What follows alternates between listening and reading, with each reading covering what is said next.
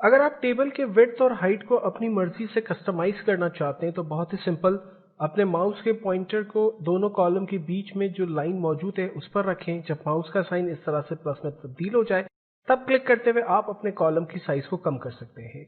इससे आपको फायदा ये होगा कि दूसरे कॉलम की विड्थ बड़ी हो जाएगी। अगर आपका कैप्शन ज्यादा है तो डेफिनेटली आपके पास जो है वो कॉलम की विड्थ ज्यादा है, आप ज्यादा टेक्स्ट को यहाँ पर फिक्स कर सकते हैं।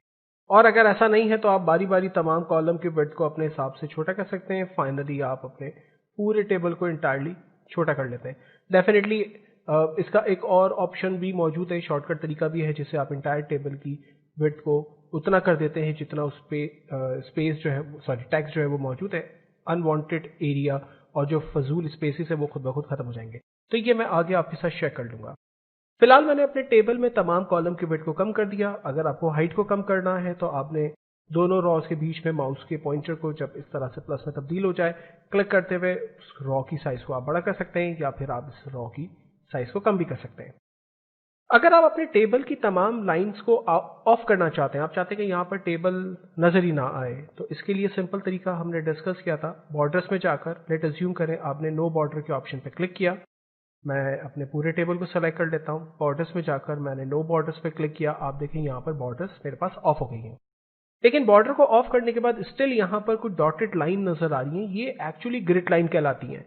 ग्रिड लाइन एक्चुअली आपको ये बात इंडिकेट करती है कि इस जगह पर टेबल क्रिएट है, यहाँ पर कोई बॉर्डर नहीं है। जब आप प्रिंट आउट निकालेंगे तो ये टेक्स्ट विदाउट बॉर्डर आपके पास प्रिंट हो जाएगा, कोई लाइन हमें नजर नहीं आएगी। लेकिन अगर आप चाहते हैं कि लाइन भी नजर आए और वो प्रिंट पर भी नजर आए, तो हमने पहले भी डिस्कस किया था कि हम टेबल ग्रिड के ऑप्शन को सेलेक्ट करेंगे, हमारे पास टेबल की लाइंस नजर आएंगी, प्रिंट पे भी वो नजर आएंगी। फिलहाल मैं इसे अनडू कर रहा हूं और मैं जा रहा हूं लेआउट के टैब में। लेआउट के टैब में हम पहले तीन ऑप्शन को समझने की कोशिश करते हैं। Number 1 select, view grid lines and then properties. Select के ऑप्शन में जिस जगह पर मेरा कर्सर है उस एरिया को सेलेक्ट करना है। तो मुझे उस सेल को सेलेक्ट करना है, तो मैंने सेलेक्ट सेल के ऑप्शन पर क्लिक किया। देखिए वो सेल सेलेक्ट हो गया। अगर मुझे उस पूरे कॉलम को सेलेक्ट करना है, मैंने क्लिक किया सेलेक्ट कॉलम, पूरा कॉलम सेलेक्ट हो गया। अगर मैं सीरियल नंबर हेडिंग के सेल पर मौजूद है और मुझे पूरी रॉ सेलेक्ट करनी है, तो मैंने सेलेक्ट रॉ पे क्लिक किया, पूरी रॉ सेलेक्ट हो गई। और अगर मुझे पूरा टेबल सेलेक्ट करना है तो यहाँ पर सेलेक्ट टेबल का ऑप्शन दिया हुआ है। और ऑफ कोर्स सिलेक्शन के बाद हम क्या करना चाहते हैं, बोल्ड इटैलिक अंडरलाइन करना चाहते हैं, फॉर्मेटिंग करना चाहते हैं, टेबल के कलर स्टाइल को चेंज करना चाहते हैं, वट जो भी हम करना चाहते हैं। इवन अगर टेबल को मूव करना है तो आप देखिए ऊपर प्लस का साइन बना हुआ है। हम क्लिक करते हुए अपने टेबल की पोजीशन को एक जगह से दूसरी जगह पे मूव कर सकते हैं, जैसे भी हम करना चाहें, राइट। जो ग्रिड लाइंस हमें यहाँ नजर आ रही हैं, अगर हम ये नहीं देखना चाहते तो व्यू ग्रिड लाइन के ऑप्शन पे क्लिक करते हैं, ये ग्रिड लाइन ऑफ हो गई। अब देखें फिजिकली यहाँ पर टेबल है लेकिन किसी भी तरह से हमें समझ नहीं आ रहा, यानी जो न्यू यूजर होगा डेफिनेटली वो कंफ्यूज होगा कि यहाँ पर टेबल है भी या नहीं है। तो डेफिनेटली टेबल है। हम जैसे ही अपने कर्सर को उस जगह पर लेके जाते हैं तो आप देखें यहाँ पर लाइनें हमें कुछ चलती हुई हल्की ग्रिड्स नजर आ रही हैं, ठीक है। और यहाँ पर हमें प्लस का साइन नजर आ रहा है, ये टेबल का सिंबल है। अगर हम इस पर क्लिक करेंगे तो दोनों टैब्स हमारे पास एक्टिव हो गए। हम डिजाइन में जा सकते हैं और हमने फौरन से प्लेन टेबल ग्रिड के ऑप्शन पर क्लिक किया, ये टेबल हमें एक्टिवली नजर आ रहा है। तो यानी अगर आप टेबल की बॉर्डर को कंप्लीटली ऑफ कर देते हैं और आप यहाँ चाहते हैं कि ग्रिड लाइन भी आपको नजर ना आए, तो फिर ऐसा करने के लिए आप लेआउट के टैब से इस ग्रिड लाइन के एरिया को ऑफ कर देते हैं। और मिसाल के तौर पर अगर आपको बॉर्डर नहीं चाहिए और आप चाहते हैं कि सिर्फ ग्रिड लाइन आए ताकि आपको इंडिकेट हो कि यहाँ पर टेबल है, तो आप इस व्यू ग्रिड लाइन को ऑन कर दें, राइट। ऑन ऑफ की तरह ये काम कर रहा है। अब ग्रिड लाइन मैंने ऑन कर दी, ये देखिए तमाम लाइनें हमें नजर आ रही है। नेक्स्ट हमारे पास प्रॉपर्टीज का ऑप्शन है। प्रॉपर्टीज बड़ी पावरफुल चीज है।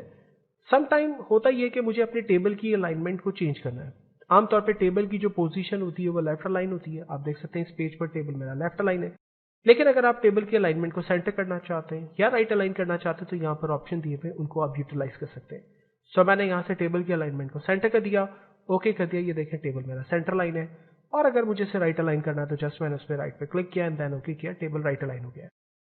अब टेबल की पोजीशन को आप कुछ भी रखें, चाहे लेफ्ट रखें, सेंटर रखें या राइट रखें, यहाँ पर आप एक चीज और नोटिस करें, आपको लाइनें यहाँ टेबल के बाद कुछ चलती हुई नजर आ रही है। ये इस बात को इंडिकेट करती है कि जब आप कोई टेक्स्ट टाइप करेंगे तो एक्चुअली टेक्स्ट रैपिंग आपके टेबल के बराबर में टेक्स्ट जो है वो आपको नजर आएगा। लेकिन अगर आपने अराउंड की जगह सपोज नन ले लिया तो उसमें क्या होगा कि टेबल आपका सेपरेट है और आपका पैराग्राफ या जो भी लाइन है वो आपकी सेपरेटली आपको यहाँ पर नजर आ रही है। सो चलिए जी, मैंने फिलहाल इसको नन किया और देन ओके करता हूँ। ये टेबल मेरे पास नजर आ रहा है और उसके बराबर में अब मैं कुछ लिखने की कोशिश कर रहा हूँ, तो जस्ट मैंने टेबल के बराबर में कर्सर रखा। आप देखें जैसे ही मैं कर्सर रखकर स्पेस बार का बटन प्रेस कर रहा हूँ, कर्सर वहां से मूव हो जाता है और वो सेल के अंदर आ जाता है, बिकॉज के इसके पास परमिशन नहीं है यहाँ पर कोई टेक्स्ट टाइप कर सके। और जैसे ही मैं अपना नाम लिखने की कोशिश कर रहा हूँ, देखिए वो नहीं लिख पा रहा। लेकिन अगर मैं टेबल प्रॉपर्टीज में जाकर इसकी अलाइनमेंट टेक्स्ट रैपिंग को मैं अराउंड कर देता हूँ और ओके कर देता हूँ, और यहाँ पर पैराग्राफ के बाद अब मैं अपना नाम लिखने की कोशिश कर रहा हूँ, राइट। तो आप देखें उसने इजीली उस टेक्स्ट को यहाँ पर मैनेज कर लिया। और अगर आप पूरा पूरा पैराग्राफ लिखेंगे तो वो पूरा पैराग्राफ यहाँ पर आता चला जाएगा, और जैसे ये जगह यहाँ पर खत्म हो जाएगी उसके बाद नॉर्मली टेक्स्ट अपनी नॉर्मल लाइन की तरह से ये स्टार्ट होगा। तो अक्सर आपने मैगजीन्स के अंदर देखा होगा कि टेबल जो है वो एक तरफ नजर आ रहा होता है और उसके बराबर में आपको पैराग्राफ जो है वो लिखा हुआ नजर आ रहा होता है। स्टार्ट पोजीशन उसकी जो है बिल्कुल स्टार्ट पर ही होती है, तो प्रॉपरली होती है। तो वो लोग एक्चुअली टेबल की प्रॉपर्टीज में जाकर उसकी प्रॉपर्टी को टेक्स्ट रैपिंग कर देते हैं ताकि प्रॉपरली टेबल भी और टेक्स्ट भी जो है वो प्रॉपरली नजर आता रहे।